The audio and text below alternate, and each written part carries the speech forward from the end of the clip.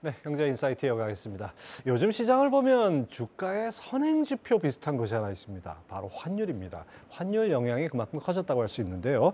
미지오은행의 변정규 전무 모시고 요즘 환율에 대해서 한번 살펴보도록 하겠습니다. 어서 오십시오. 안녕하세요. 안 떨어집니다, 환율이. 그리고 뭐 사실 어제 휴일을 맞고 오늘 시장은 그래도 잘 버티는 편인데 네. 주초만 해도 좀 안 좋았죠. 특히 이제 한은이 금리 동결을 너무 빨리 했다 이런 지적들이 나오는데 어떻게 보셨습니까? 글쎄요. 이번에 2월 달에 한은의 금통위의 금리 동결은 여러 가지 상황을 고려한 조치였다. 이렇게 생각을 우선 합니다. 이제 중앙은행이 기준금리를 갖다가 올리든가 내리든가 이렇게 결정을 할 때는 여러 가지 요소를 이렇게 고려를 하게 됩니다. 그중에서 이제 기업들의 영업 환경이라든가 가게들의 가게에 미치는 영향이라든가 이런 것들 우선 고려하게 되거든요. 근데 현재 지금 조달 금리가 너무 높습니다. 예. 금리가 너무 높기 때문에 기업 환경이 좀 악화되고 있고요. 특히나 우리나라 같은 경우에는 가계 부채가 많이 높지 않습니까? 예, 가계 부채가 굉장히 높은 수준이고 최근에는 건설 불경기 때문에 모기지가 또다시 위험으로 이렇게 예. 아직 상존하고 있기 때문에 이러한 이유로 인해서 좀 못 올리는 그런 상황이 되지 않았나. 또 한편으로는 이제 한미 기준금리 격차가 좀 벌어지고 있어요. 예, 좀 더 벌어질 그런 예상으로 있고요. 또한 이 수입 물가에 주는 영향도 무시 못할 것으로 이렇게 생각을 합니다. 따라서 이제 환율과 그다음에 물가에 주는 영향을 따라서 앞으로 4월 11일에 있는 금통위에서는 0.25%포인트 인상을 단행하지 않을까 이렇게 전망을 하고 있습니다. 예, 뭐 한 번 동결했다고 뭐 모든 것이 다 피벗으로 바뀌는 건 아니니까 네. 4월에 뭐 걸린다고 봐야겠죠. 예. 자, 오늘은 뭐 환율이 조금 하락하고 있지만은 사실 엊그저께 너무 많이 올랐어요. 그러다 보니까 다시 이 환율 고공행진이 되는 거 아닌가 이런 판에 지금 전무님께서는 2분기에 이 달러 강세를 예상하셨어요. 그 배경이 궁금합니다. 예, 2분기에 달러 강세를 예상했는데요. 한 3월 정도 오지 않을까 생각해 좀 빨리 온 감이 없지 않아 있습니다. 이제 미국의 물가 CPI가 쉽게 잡히지 않고 있습니다. 예. 예, 인플레가 잡히지 않고 있고요. 유럽 또한 마찬가지입니다. 유럽도 지금 그에 못 미치지 않는 수준이 아닌데요. 지금 보시면은 어저께 독일의 소비자 물가지수 CPI가 9.3%. 안 떨어지네요. 예, 엄청나죠. 예. 예. 그리고 프랑스는 유로존에 가입한 이래 최고 수준의 물가를 기록했습니다. 7.2%. 뭐 이러니까요. 지금 연준뿐만이 아니라 유로 중앙은행도 앞으로 빅스텝 그리고 또 이러한 긴축 기조를 계속 유지할 수밖에 없을 것으로 이렇게 생각을 합니다. 그래서 지금 유로존의 긴축 기조 때문에 엊그제 이제 유로화가 좀 강해졌거든요. 그래서 유로화 강세에 따라서 달러화가 조금 강세가 제어되는 그런 느낌입니다. 그래서 1,300원대 초반에서 이렇게 거래가 되고 있는데요. 앞으로는 조금 이런 것들이 이제 제어가 좀 지나고 난 다음에는 1,300원대에서 계속 고환율이 유지되면서 앞으로 좀 달러 강세가 계속해서 이어지지 않을까. 그래서 상반기 중에는 한 1,400원대까지도 이렇게 가능성을 열어둬야 되지 않나 이렇게 생각을 하고 있습니다.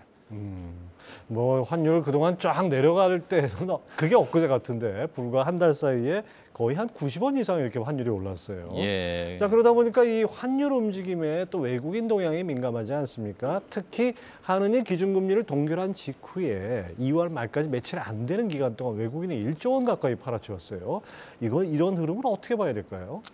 네, 뭐 반드시 동결 때문에 그렇다 이렇게 이야기하기는 그렇지만 원래 주식 투자에 있어서 외국인은 환율의 움직임이 굉장히 민감합니다. 그렇죠. 예, 그래서 이제 이번에 한국은행이 기준금리를 동결했는데 유로존과 연준 같은 경우에는 지금 인플레이션과의 싸움을 더 강하게 이렇게 하려고 예상되고 있지 않습니까? 그렇기 때문에 좀 더 긴축적으로 금리 인상을 계속할 그런 조짐이기 때문에 상대적으로 한국은 좀 완화적인 태세가 아니냐 이렇게 시장은 분석하는 것 같고요. 따라서 한미 기준금리 격차가 좀 더 벌어질 것으로 시장을 이렇게 생각을 하고 있고 예. 외국인들 같은 경우에 이러면은 또 환처손이 일어날 수도 있거든요. 그렇기 때문에 환처손을 우려한 나머지 좀 이제 환차 이길 경우에는 좀 실현하자 이런 움직임으로 이렇게 나타나는 것으로 보입니다.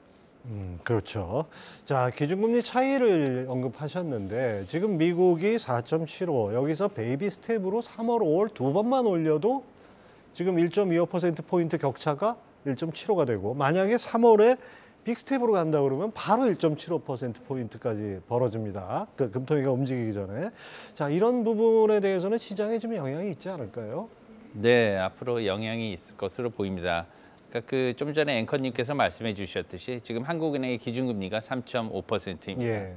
연준의 기준금리 상단은 4.75%거든요. 예. 그래서 한미 기준금리 격차가 약 1.25%포인트가 지금 나고 있는데요. 결론적으로 이번 3월 23일 한국 시간 발표되는 미국 기준금리 결정은 0.5%포인트, 50베이시스 포인트의 기준금리 인상을 가져올 것으로 개인적으로 생각을 하고 있습니다. 그럼 바로 1.75%포인트, 175bp가 벌어지는 거네요. 네, 1.75%포인트가 이번 달 중에 이렇게 차이가 날 것으로 생각을 하고요. 또 아까 제가 말씀드렸듯이 연준뿐만이 아니라 중앙은행, 유로중앙은행도 이렇게 빅스텝을 밟을 것으로 생각을 하고 있습니다. 그래서 연준과 유로중앙은행 공이 두 중앙은행 모두 0.5%포인트의 빅스텝을 밟을 것으로 이렇게 예상되기 때문에 앞으로 물가 그리고 이 물가에 따른 여러 가지 그 산업의 영향 또한 그 우리 금융시장의 영향 이런 것들이 많이 있을 것으로 생각해요. 단기적으로는 주식이 조금 단기 조정이 있을 것으로 이렇게 생각이 되고요. 또한 단기적으로 금리가 올라감에 따라서 미국 국채라든가 단기 채권의 수익률이 올라갈 것으로 보입니다. 예. 이렇게 되면은 주식의 매력도가 상대적으로 떨어지는 결과를 낳거든요. 그리고 또한 환율 같은 경우에서도 1,350원대까지 이렇게 환율이 단기적으로 올라가지 않을까 이렇게 우려를 하고 있습니다. 예. 자, 지금 말씀하신 거 들어보니까 그동안 우리 변 전무님이 항상 이 자리에 나오셨을 때마다 신용 리스크를 강조하셨는데 오늘 아침에 이 한국경제신문 일면 톱기사를 보니까 지난 1월에 법원에 파산을 신청한 기업이 회생을 신청한 기업을 초과해 버렸어요. 이것이 네. 어떻게 보면 이런 그 고금리 이후에 나타나는 신용 리스크가 이제는 고개를 든다 이렇게 봐야 될 것 같은데 지금 뭐 고금리, 고물가, 고환율 이런 삼중고에 이 기업들이 잘 대처할 수 있을까요? 그래요. 그 문제가 많죠. 지금 요새 그 고금리, 경기 침체로 기업들이 굉장히 어렵습니다. 예. 특히 올해 중반기까지가 가장 이렇게 어려운 환경일 것 같은데요. 우선 이렇게 이 같은 그 치킨 게임이기도 한 것 같습니다. 이 치킨 게임을 좀 이겨내면요, 올해 말까지 기준금리 인하는 가능성은 거의 없을 것으로 보이지만 내년 초에 있어서는 2024년에는 기준금리 인하가 시작될 것으로 이렇게 예상을 하고 있습니다. 네. 일단 기준금리 인하가 되게 되면 물가 상승률도 다시 올라갈 것으로 이렇게 생각하고요. 그럴 가능성이 높거든요. 그렇게 되면은 기업이 생각하는 체감 경기는 다시 호조로 급변할 수 있는 상황이 있기 때문에 올해 말까지 경기를 잘 이렇게 타서 버텨내야 될 것 같고요.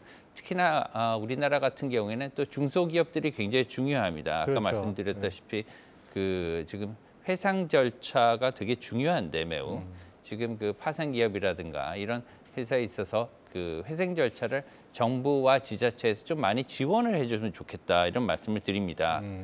그리고 세 번째로 위험 요인에 대해서 저희가 좀 잘 봐야 될 것 같아요. 특히나 모기지, 아까 말씀드렸던 부동산 모기지 같은 경우에는 좀 증권사의 PF라든가 이런 상황을 면밀히 살펴서 그 중에서 위험이 있는 것들은 적절히 지원을 하거나 이렇게 가려내야 되지 않을까 이렇게 생각을 하고요.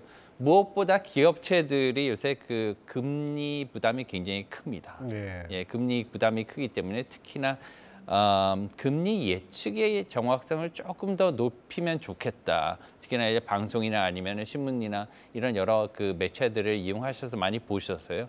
금리 예측을 잘 좀 하셔서 이제 금리 조달 비용을 최대한 아꼈으면 좋겠다. 그리고 두 번째로는 환율 예측을 잘 대비하자. 예측을 예. 잘해서 환율을 잘 대비를 해서 특히나 해지 같은 경우에는 이러한 어떠한 프로세스를 자체적으로 잘 정립을 했으면 좋겠습니다. 예. 그래서 어떠한 범위 내에 있으면은 그 범위 안에서는 해지를 하든가 이렇게 해서 최대한 전략을 효율적으로 갖고 가시면 도움이 되실 것으로 생각합니다. 네, 뭐 기업뿐이 아니라 뭐 가계 입장에서도 마찬가지 아니겠습니까? 금리 환율 예측이 정말 중요한 것 같은데요. 네. 자, 이제 연준의 이 긴축 기조는 장기화될 것이다. 이것을 하나의 뭐 상수로 놓고 봐야 될 것 같아요. 그런 가운데서도 일본 증시는 상대적으로 좀 양호한 흐름입니다. 이건 특별한 배경이 있나요?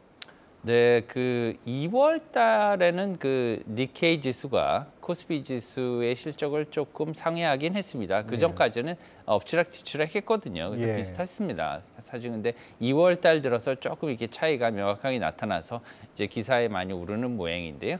이런 것들을 보시면 이제 일단은 일본은 양적 완화를 계속하고 있습니다. 예. 예, 표면상으로. 하지만 이것은 조금 바뀔 수도 있는 양상이에요. 그래서 앞으로의 일본 주식의 방향은 조금 부정적이다 이렇게 볼 수가 있겠습니다. 왜냐하면은 그게 몇 가지 이유가 있는데요. 첫 번째는 이 YCC라고 하죠. 이제 금리, 예, 일드 커브 컨트롤. 예. 이 정책이 이제 금리를 갖다 억제하는 정책인데요. 이 밴드가 있습니다. 10년 그 네. JGB 일본 국채 밴드를 갖다가 조절을 하는 그런 정책인데 이 밴드가 늘어나거나 아니면은 극한 경우에는 없어질 가능성도 있습니다. 예. 예, 조만간. 그리고 두 번째는 가장 중요한 이슈죠.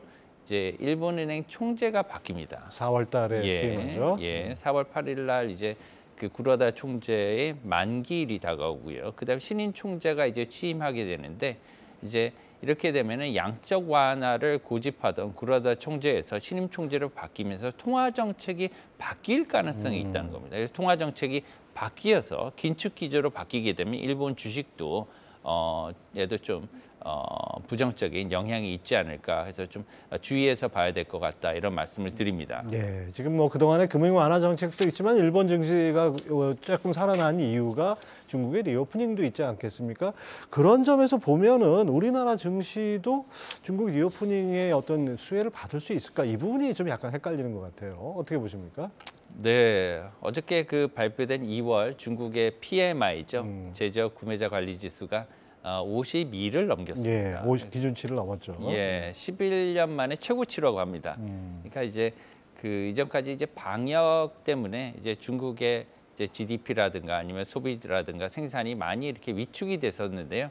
특히나 이제 적어도 중국의 내수 경기는 좀 살아나는 이런 네. 예, 상황입니다. 그래서 중국의 인프라 투자라든가 아니면 중국의 내수 소비는 좀 살아나고 있기 때문에 이런 것들로 인해서 중국의 GDP 경제 성장률이 작년엔 좀 낮았거든요. 3%대로. 근데 올해는 좀 많이 높아져서 상승할 것으로 이렇게 예상이 되고 있고요. 좋은 점은 이제 이 같은 이제 경기 활성화가 우리나라 기업에도 이제 하반기 들어서는 좀 좋은 영향으로 이렇게 다가오지 않을까 생각하는데 이제 반도체가 우리나라에서 수출에서 차지하는 비율이 굉장히 높기 때문에 그렇죠. 특히나 중국에 예. 이런 점에 있어서는 조금은 아직 그 낙관은 아직 금물이다 이런 말씀을 드립니다.